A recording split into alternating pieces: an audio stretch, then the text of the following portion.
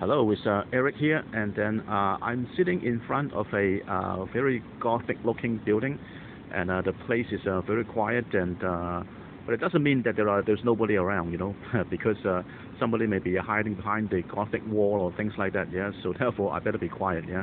I cannot talk too loud, yeah. But still, I want to make this video because I think this video has a very important message. And then the reason I'm making this video is because I've been reading quite a number of Bloomberg reports from the Bloomberg financial reporters, and then they keep harping on about a topic called illiquidity, yeah. And then they were saying that sometimes illiquidity actually has a lot of advantages, yeah. Because most people think that when a market is liquid, when there's plenty of liquidity, then there are lots and lots of advantages. But actually, there can be lots and lots of disadvantages as well, associated with liquidity. Yeah, and so what I mean by that is like this. So let's say, for example, a market is very liquid. That means there are lots and lots of buyers and lots of sellers.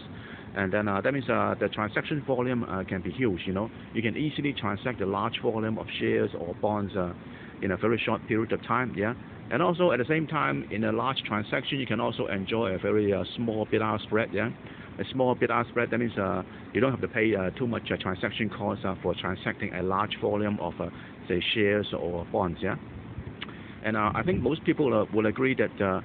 The biggest advantage of liquidity is the price transparency.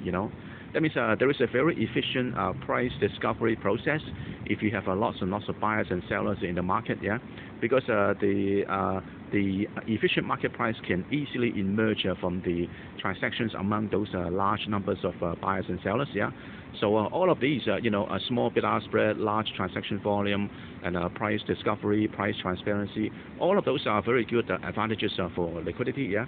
But then at the same time, in turbulent market like nowadays, in the past couple of months, yeah, then there are quite a number of disadvantages associated with the liquidity as well, yeah, and that's why people are dying for some illiquidity, yeah.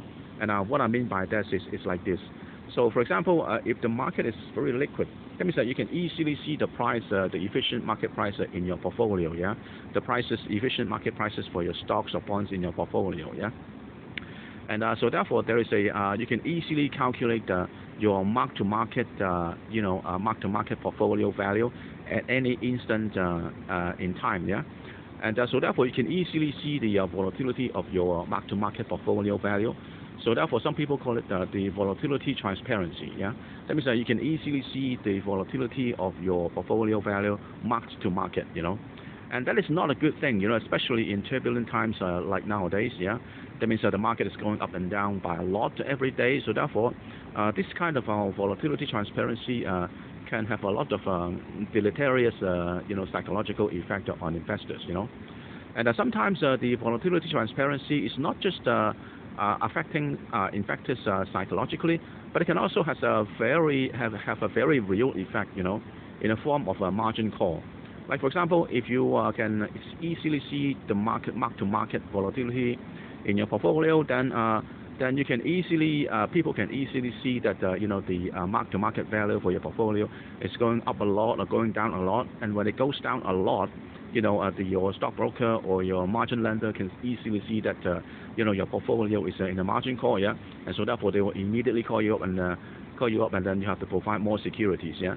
And so therefore, it is a very, very stressful kind of thing, when you can see the mark-to-market portfolio volatility in your, for the stocks and bonds that you hold, so easily, yeah.